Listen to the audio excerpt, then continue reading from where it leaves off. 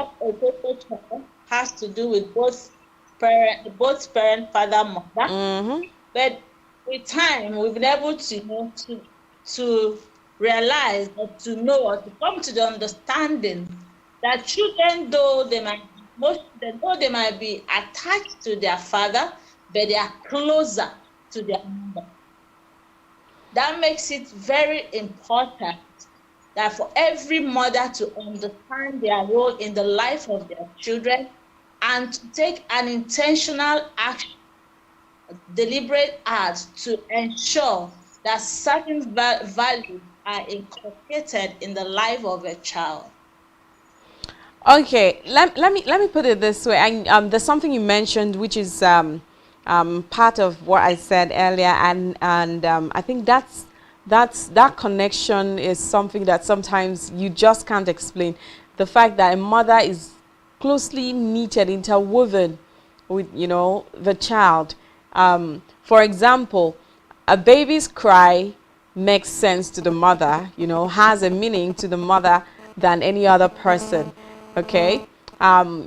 At Yeah. infancy, a baby could just cry, and any other person is like, why is this baby crying? The mother will quickly go to check the diaper if it's filled, or know if the baby, there's a cry for diaper change, there's a cry for suckling, there's a cry for food and stomach pain. So sometimes a mother would say, oh, my baby is having stomach ache, and someone would ask, how do you know your baby is having stomach ache? And then at the end of the day, it will be true, okay, that the child actually had stomach ache. That's because the mother really understands the child better.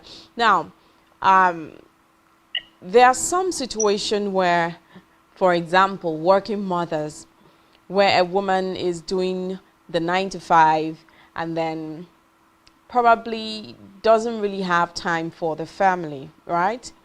Let's say have time to sit one-on-one to get to know, the problem of the child, or get to understand your child better. And then sometimes it could create a distance, and then that child is not able to maybe tell the mother everything he or she would love to tell the mother. And I'd like to also remind us that when we say the role of a mother in a child's upbringing, we're not talking about the role of a mother in a girl child's upbringing, but both the male and the female belongs to the mother. So the mother plays a very big role in trying to bring both of them up. So away from, getting to know the importance of the presence of a mother in a child's life, right? What are those ways that you feel a mother can get to bond with a child? Sometimes when children tend to grow, maybe get to puberty stage, you see some of them retrieve. Those ones that used to run to mommy to explain everything, sometimes, especially the male, they tend to retrieve when they have challenges. But as a mother, how can you get down to understanding, to bond well and get to understand your child at that time? I'm actually having challenge hearing. Okay, I guess we're having some network Can issues. I Can you hear me now? get the last question? Okay, Last yes. thing you said. I set an example. Sometimes, can you hear me now? I can hear the just that is echo. I can't hear correctly. Okay. I said sometimes in a child's life, especially when the Yes. child tends to approach puberty age, you see them try to withdraw, especially the male, when they have issues. They don't run to their mothers like they used to. But at that point, right, how can a mother bond to get to understand the child's need at that point? Okay, a mother who have bonded your child from cradle, bringing up your child, no matter the stages they get into, you surely get that connected. You surely, know their needs at every level of their time. Except it was maybe the mother of the careless child who never paid attention For instance, if you're connected and you're close to your children, you'll be able to know when they start having the puberty signs, their private part, their armpit, and all of that. So you should be able to know how to step in to say, okay, this is what you need to do. This is how it's supposed to work. This is natural. You don't need to be scared about that. It's a process of growth.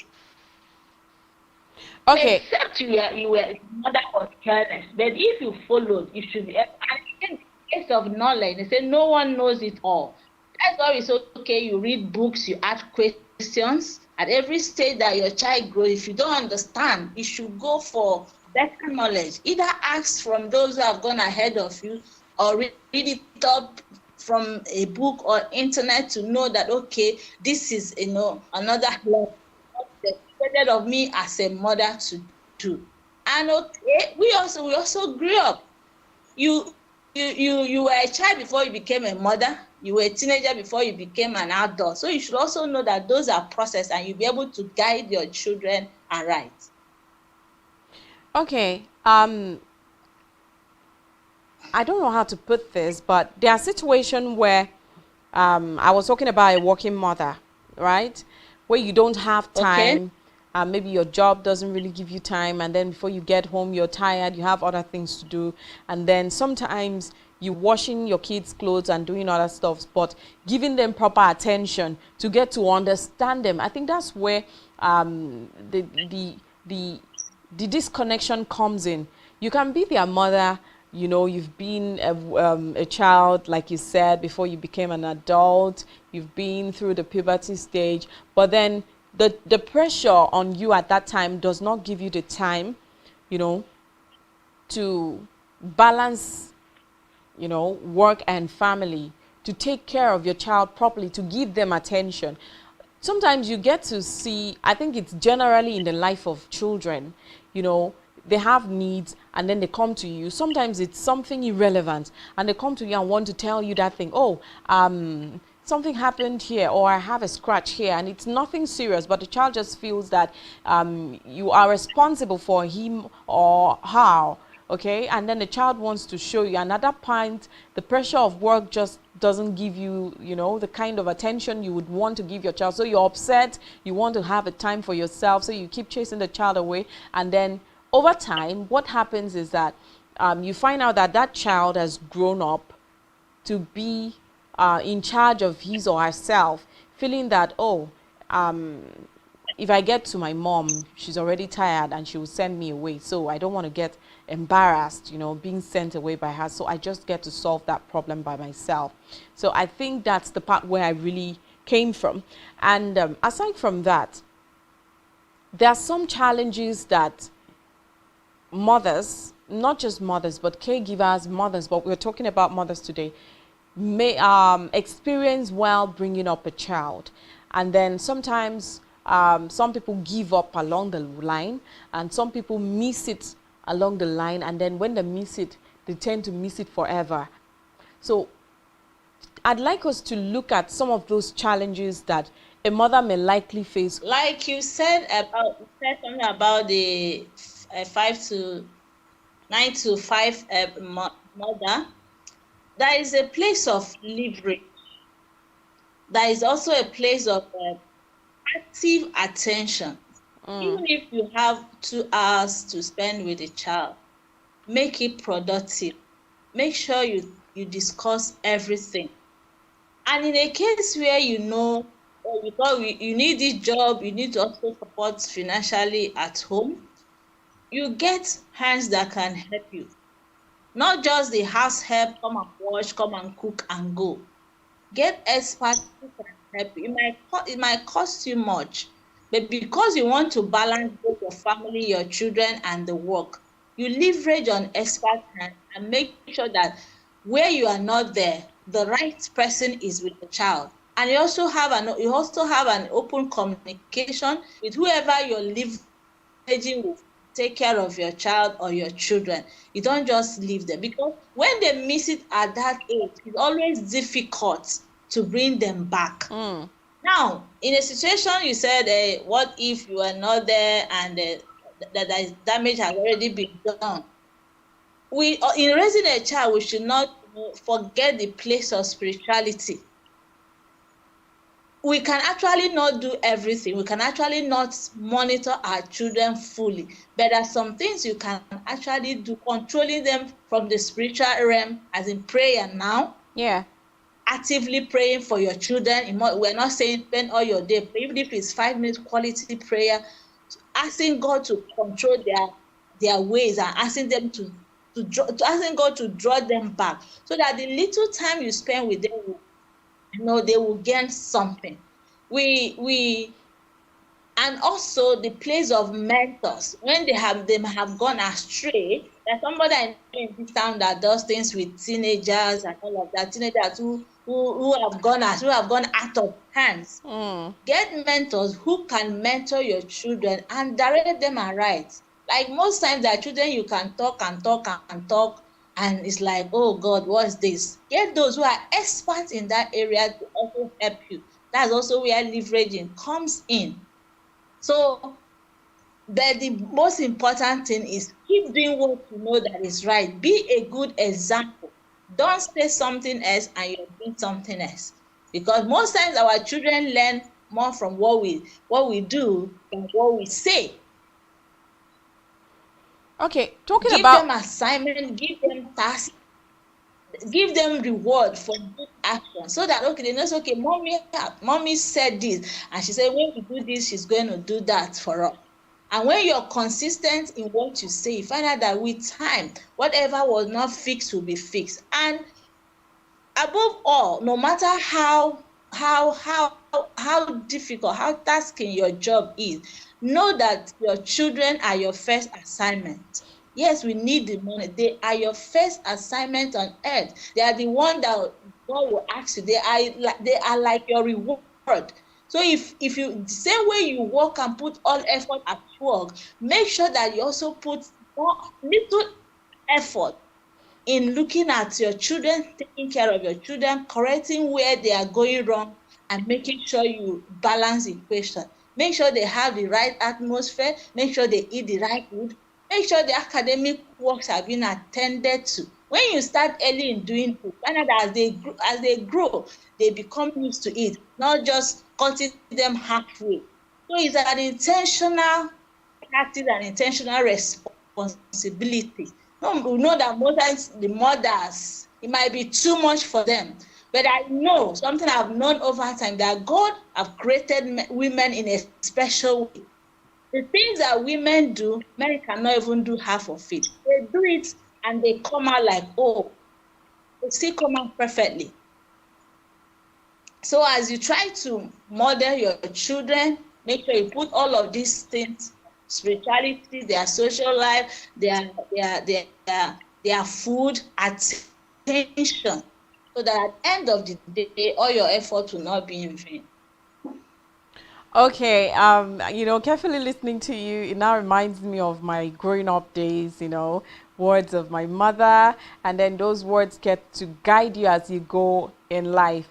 Now, you've talked about some of the challenges that mothers may likely face while trying to bring up a child. I'd like to give an instance, because someone is asking a question.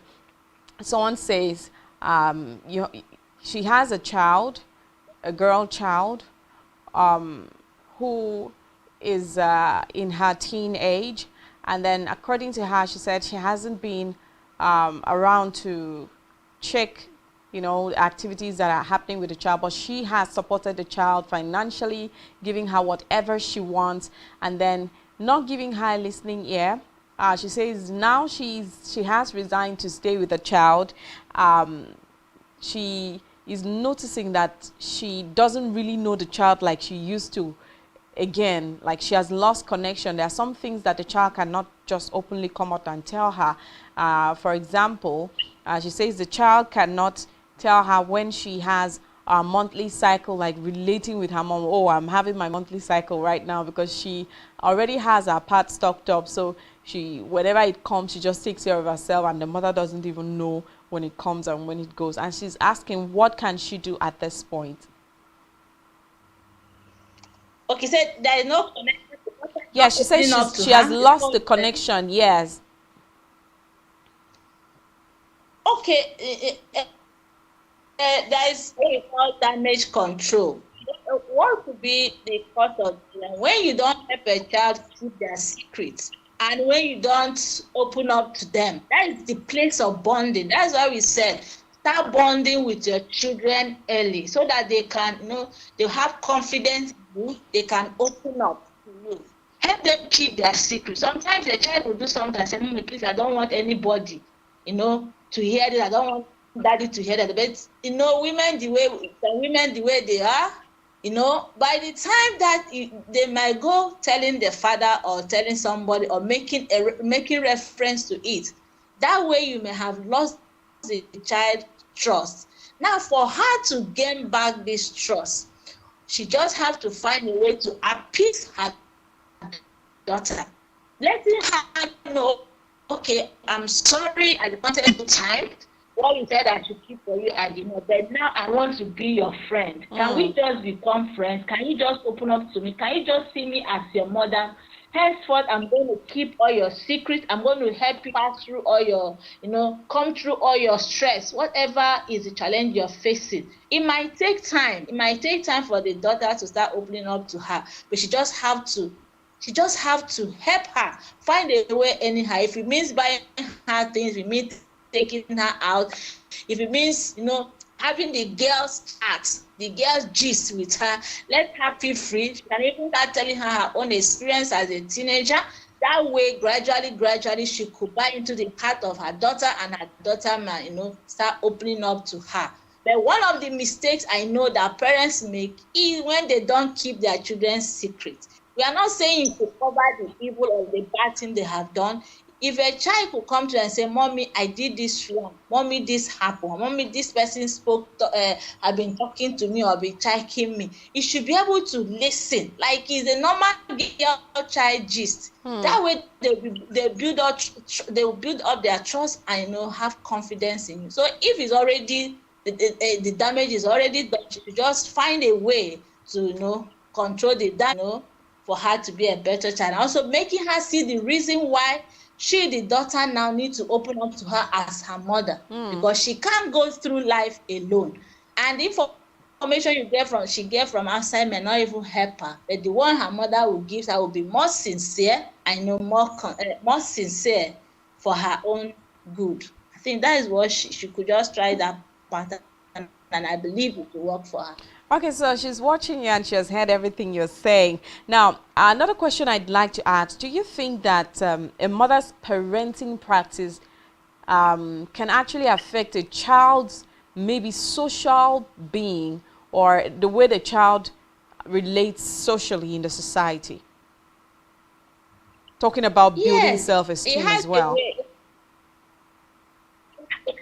a great way of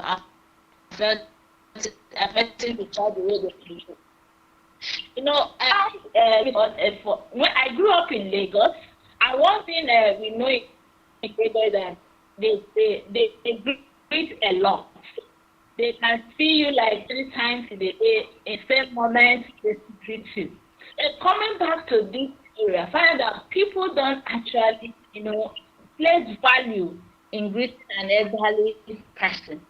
Now, I have a child of 8 years, and whenever we go out, I greet almost everybody. One day he asked me, why is it that I like greeting everybody? Everybody is here on the book. And I told him, I said, greeting can actually open ways for you. Now, your children over time observe what you do. And if you're the type that you gossip, you snob, you are not prayerful, you know your dressing pattern is careless, the way you talk to people is anyhow, children learn from home more than they learn from outside most times, because they spend more hours at home than they spend outside. So if a mother does not have all these good practice, let them to build on that, and they see it as a way of life. except those maybe who may leave home at a certain stage in life, maybe going to mingle with other children, and I say, oh, so the way I learned from my home is not actually the way. So the way a mother relates with her social life also affects her children.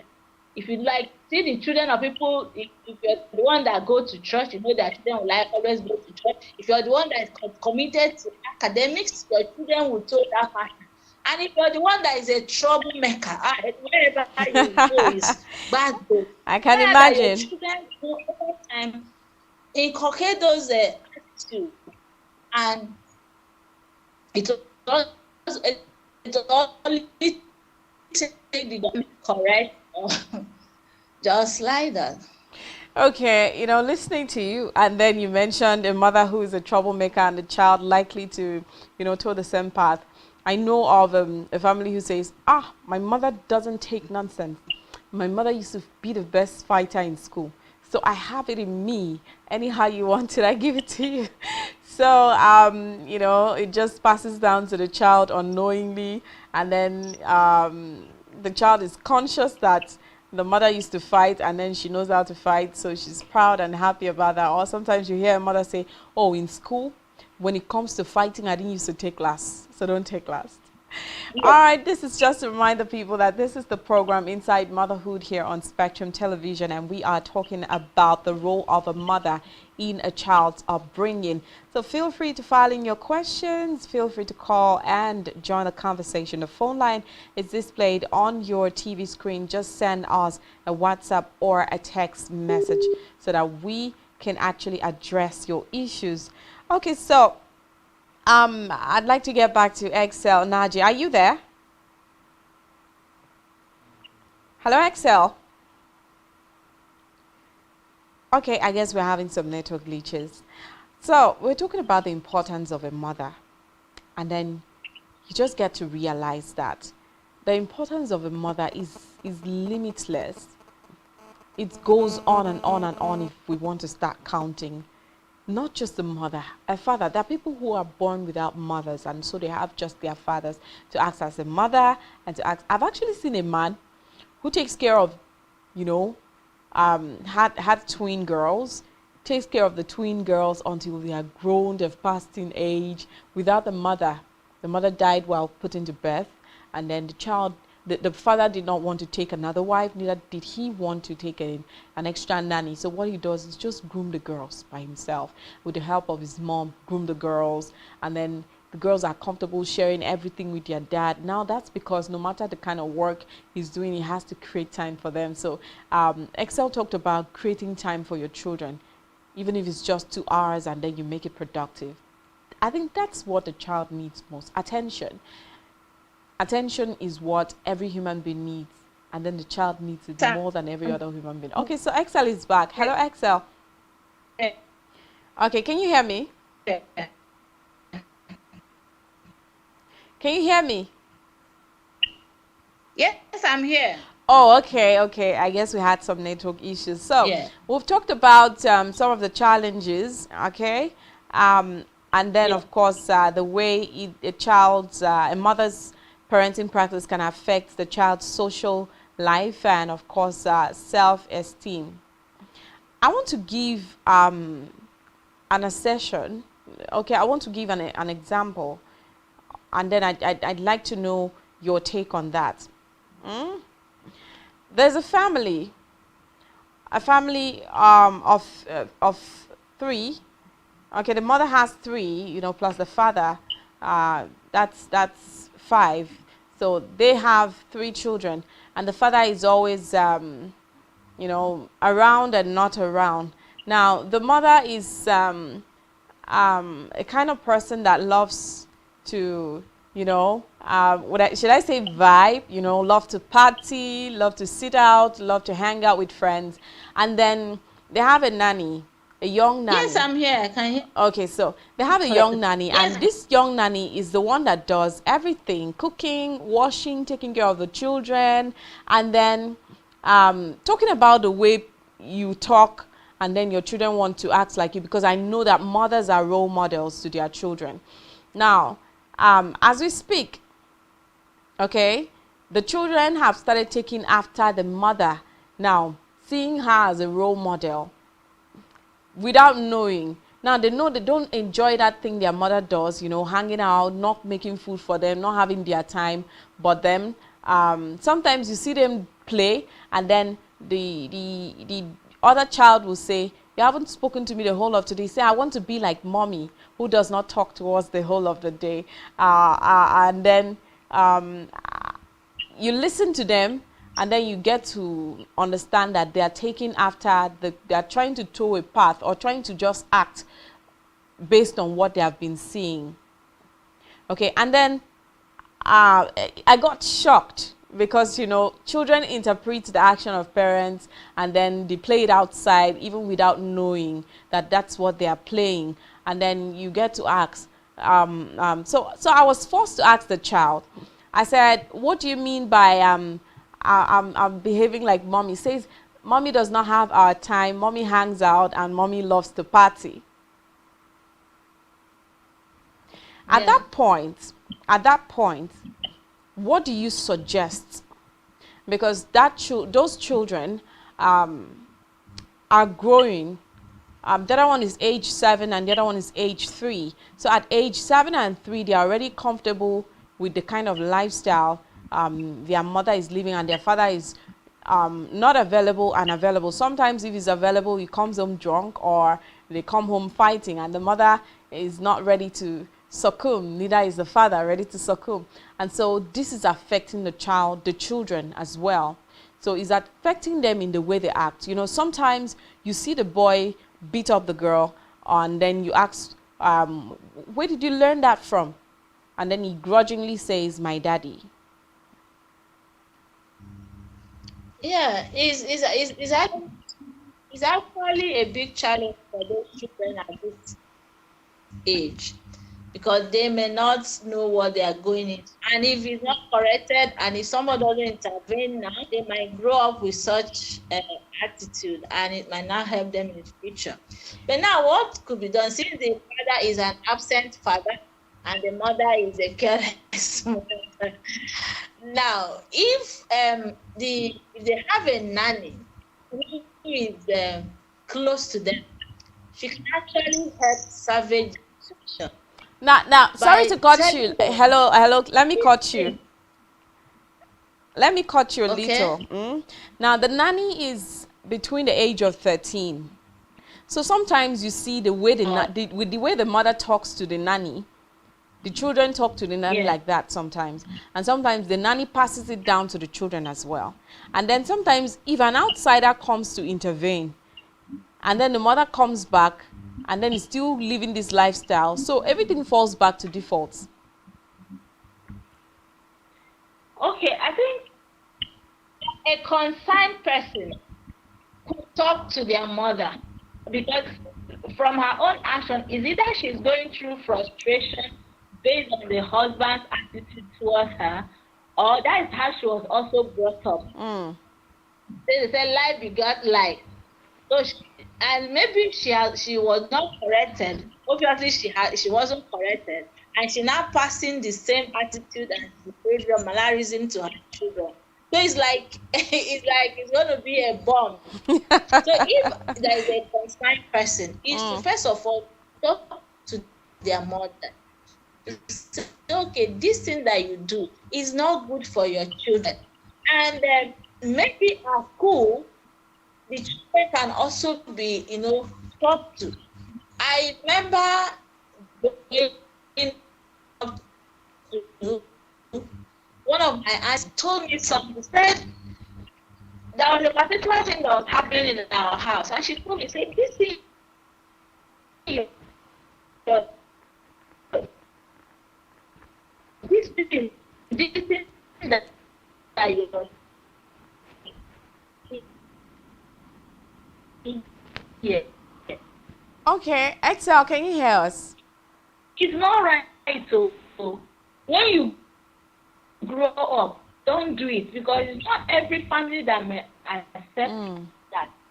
And that's it that woman told me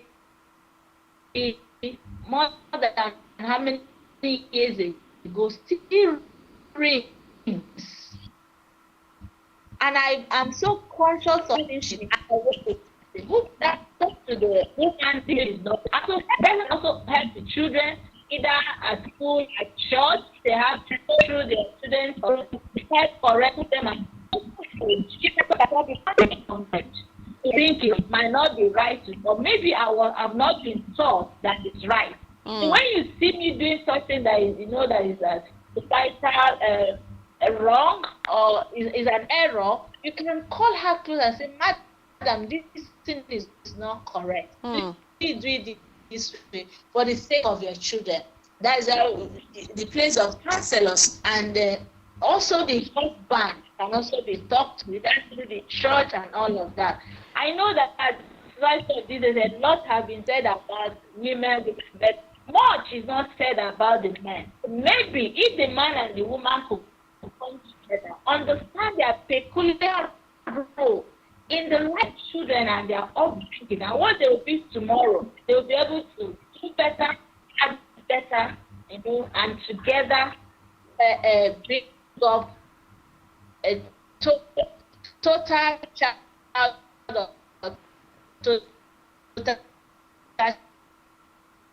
Oh, I think we're having some real network issues. Hello, Excel, can you hear me? We'll be proud of tomorrow.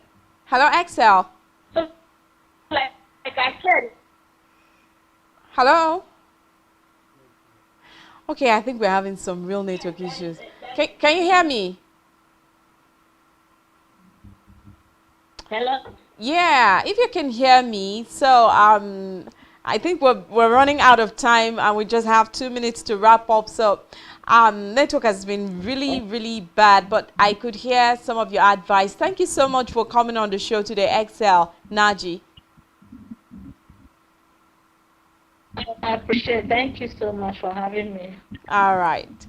Okay, so back to the people. I'd like to remind you that a mother is a provider of safety, is a provider of security, is a provider of comfort. She is the epitome of the home. A mother understands her children the most. She is a teacher and an inspiration. She is a giver of unconditional love and support. And of course, a mother is irreplaceable. So, a mother has a very important role to play in the life of a child while bringing up that child. So, if you have missed your role, go back and reconnect with your child and play that important role. Next time, we're going to talk about the role of family in bringing up the children for the society rather, because the way you bring up your children in a family, I think it has a lot to do with how they appear in the society. So I think we're going to talk about that next time. Meanwhile, thank you so much for staying glued to your TV. It's been Inside Motherhood here on Spectrum Television. And don't forget to follow us on social media. Subscribe to our YouTube channel and, of course, follow us on Twitter, all of which you can find on our website, spectrumtv.ng. Catch you again next Saturday. My name is Rachel David White. Good afternoon.